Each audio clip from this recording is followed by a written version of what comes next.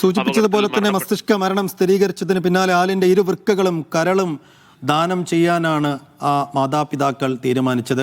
ആ മാതാപിതാക്കളുടെ ധൈര്യത്തെ, അവരുടെ മനസ്സിനെ ഏതർത്ഥത്തിൽ കാണണം, ഏതർത്ഥത്തിൽ അഭിനന്ദിക്കണം എന്നൊന്നും ഈ ഘട്ടത്തിൽ അറിയില്ല. അതിൻ്റെ വലിയ ആദരവോടുകൂടിയാണ് സംസ്ഥാനം കാണുന്നത് എന്ന് ഇന്നലെ മുഖ്യമന്ത്രി തന്നെ പറയുന്നുണ്ടായിരുന്നു. ആ കാരണത്താൽ കൂടിയാണ് ഇന്നിപ്പോൾ കുഞ്ഞു ആലിന് ഔദ്യോഗിക ആദരവുകളോടെ, ഔദ്യോഗിക ബഹുമതികളോടെയുള്ള സംസ്കാര ചടങ്ങുകൾ നടത്തുന്നതും. എന്തായാലും 6 മാസം പ്രായമുള്ള ദ്രിയയും 10 വയസ്സുള്ള ശ്രേയയുമാണ് കുഞ്ഞു ആലിൻ്റെ അവയവങ്ങൾ സ്വീകരിച്ചത്. ദ്രിയയുടെ ശസ്ത്രക്രിയ കിംസ് ഹെൽത്തിലും ശ്രേയയുടെ ശസ്ത്രക്രിയ മെഡിക്കൽ കോളേജ് ആശുപത്രിയിലുമാണ് നടന്നത്. 2 കുട്ടികളുടെയും ആരോഗ്യനില തൃപ്തികരമാണെന്ന് ഡോക്ടർമാർ അറിയിച്ചത് വലിയ ആശ്വാസവും വലിയ പ്രത്യാശയും ഒരു വശത്ത് നൽകുമ്പോഴും ഇപ്പുറത്ത് വലിയ ഹൃദയഭേദകമായ കാഴ്ച കാണുകയും ചെയ്യുന്നു. എന്തായാലും ജോസി, ഇനിയിപ്പോൾ വൈകുന്നേരം 3:30 മണിക്ക് സംസ്കാര ചടങ്ങുകൾ, ഔദ്യോഗിക ബഹുമതികളോടെയുള്ള സംസ്കാരം, അതും ഒരുപക്ഷെ ചരിത്രമാണ്. അങ്ങനെ സംസ്ഥാനത്തെ ഏറ്റവും പ്രായം കുറഞ്ഞ അവയവദാതാവ്, സമാനതകളില്ലാത്ത, തുല്യതയില്ലാത്ത അവയവദാനത്തിലൂടെ സംസ്ഥാനത്തിൻ്റെ ആകെ, നാടിൻ്റെ ആകെ നൊമ്പരമായി മാറിയ കുഞ്ഞു ആലിൻ്റെ സംസ്കാര ചടങ്ങുകളൊക്കെ എങ്ങനെയാണ് നടക്കാൻ പോകുന്നത്?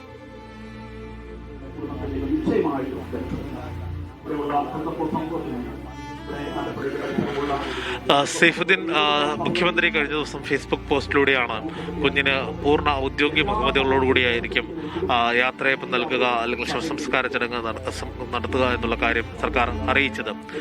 കുഞ്ഞിൻ്റെ ജീവൻ സംസ്ഥാനത്തിനും നാടിനാകെ എത്രത്തോളം മാതൃകയാണ് എന്ന് സർക്കാർ അംഗീകരിക്കുന്നു, അല്ലെങ്കിൽ അവർ കുടുംബത്തിനോടുള്ള ആദരസൂചകമായി കുഞ്ഞ് നാടിന് പകർന്നു നൽകിയ നല്ല മാതൃക പങ്കുവെച്ചുകൊണ്ടാണ് ഇത്തരത്തിൽ പൂർണ്ണ ഔദ്യോഗിക ബഹുമതികളോടുള്ള സംസ്കാര ചടങ്ങിന് സർക്കാർ നിർദ്ദേശം നൽകിയത്. മുഖ്യമന്ത്രി നേരിട്ട് നിർദ്ദേശം നൽകുകയായിരുന്നു. പള്ളിയിലെ സെമിത്തേരിയിലായിരിക്കും ഇത്തരം ചടങ്ങുകൾ നടക്കുക.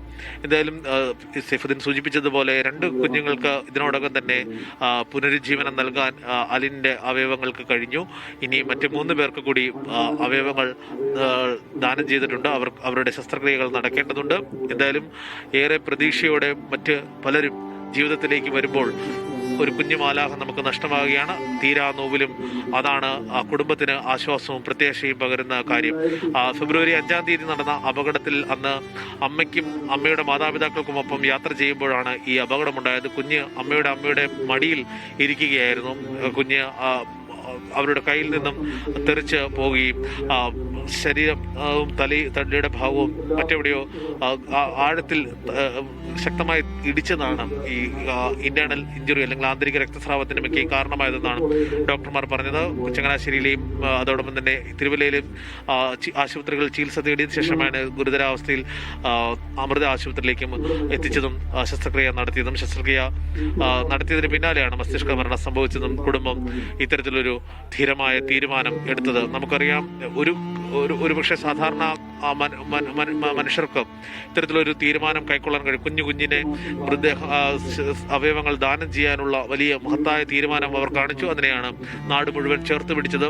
സർക്കാരും അതോടൊപ്പം തന്നെ വിവിധ സാമൂഹ്യ സാംസ്കാരിക നേതാക്കളും പൊതുസമൂഹവും കുടുംബത്തെ ഒപ്പം ചേർത്ത് നിർത്തി അവരുടെ തീരുമാനത്തെ അഭിനന്ദിച്ചു. അവർ ആ പ്രതീക്ഷയുമാണ് അവർ പങ്കുവെക്കുന്നത്. കുടുംബം പറയുന്നതും തങ്ങളുടെ കുഞ്ഞ് നഷ്ടപ്പെടുമ്പോൾ മറ്റ് 5 കുഞ്ഞുങ്ങൾ അവർ ഈ അലിൻ്റെ കണ്ണുകളിലൂടെ, അലിൻ്റെ ഹൃദയത്തിലൂടെ, അതിൻ്റെ കരലിലൂടെ അവർ ജീവിക്കുന്നു എന്നുള്ളത് ഏറെ ആശ്വാസം പകരുന്ന കാര്യമാണ്. എന്തായാലും പൊതുദർശന ചടങ്ങ് ഇവിടെ പുരോഗമിക്കുകയാണ്. വീടിൻ്റെ മുറ്റത്ത് പ്രത്യേകം തയ്യാറാക്കിയ പന്തലിലേക്ക് 100 കണക്കിന് ആളുകളാണ് ഓരോ നിമിഷവും എത്തിക്കൊണ്ടിരിക്കുന്നത്. വൈകുന്നേരം 3:30 നെടുങ്ങാടപ്പള്ളി സെന്റ് തോമസ് CSA പള്ളിയിലെ സെമിത്തേരിയിലാണ് സംസ്കാര ചടങ്ങുകൾ നടക്കുക. 2 മണിക്ക് സംസ്കാര ശുശ്രൂഷകൾ വീട്ടിൽ ആരംഭിക്കും. തുടർന്ന് പള്ളിയിലെത്തിച്ച ശേഷം പള്ളിയിലുള്ള ശുശ്രൂഷകൾക്ക് ശേഷം 3:30 സംസ്കാര ചടങ്ങുകൾ പൂർത്തിയാക്കുമെന്നാണ് കുടുംബം അറിയിച്ചിരിക്കുന്നത്. പ്രധാനപ്പെട്ട വ്യക്തിത്വങ്ങൾ അല്പസമയങ്ങൾക്കകം എത്തും. നാളെ മുഖ്യമന്ത്രി കോട്ടയത്ത് വരുന്നുണ്ട്.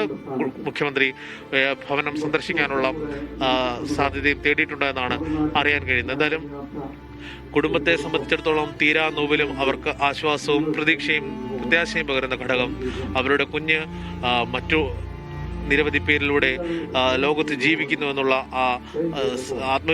ആശ്വാസമാണ് അവർക്ക് പ്രതീക്ഷ പകരുന്നൊരു ഘടകം. എന്തായാലും അരുൺ ഇവിടെ ഒരു അക്ഷയ സെന്റർ നടത്തുകയാണ്.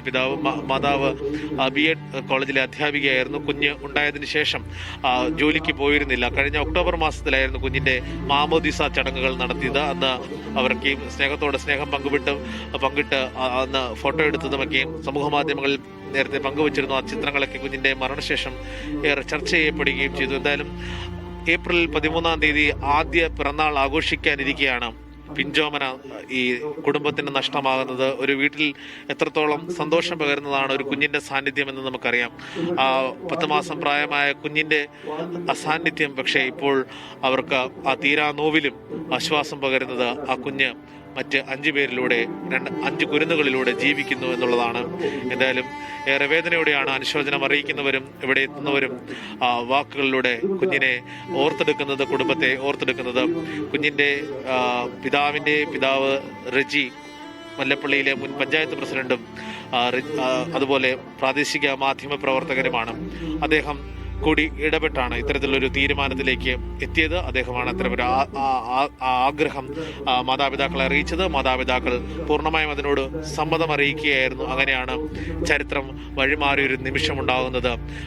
സംസ്ഥാനത്തെ ആദ്യത്തെ ഏറ്റവും പ്രായം കുറഞ്ഞ അവയവദാതാവ് എന്ന പട്ടികയിലേക്ക് ആലിൻ ഷെറിൻ എബ്രഹാം എത്തുകയും ചെയ്തു. എന്തായാലും ഇപ്പോഴും പൊതുദർശന ചടങ്ങുകൾ പുരോഗമിക്കുകയാണ്.